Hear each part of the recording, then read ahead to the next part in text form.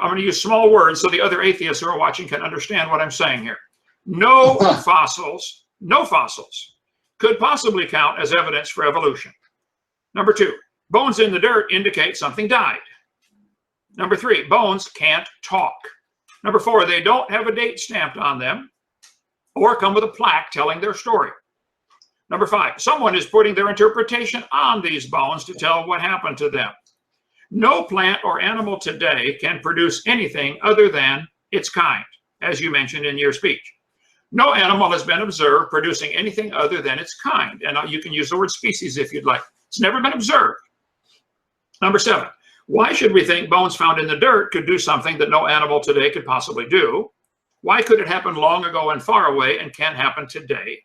Number 8, who would each of these millions of so-called transitional species marry? They have to have another one evolving similar and be able to pass on this new genetic structure. Number 9, if there was a new and improved animal, wouldn't all the rest of the old variety have to die to make this really work, or else they get swamped back into the population?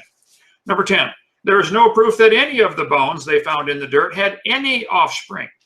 That's why no fossil would count in a court of law as evidence for anything in an honest court of law, if they exist. All you know is it died. You couldn't prove it had any children.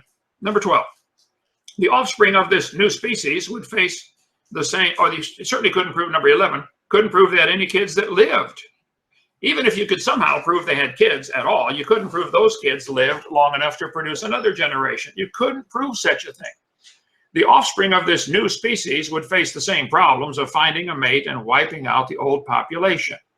So let me get back to where I was here, right there. Okay.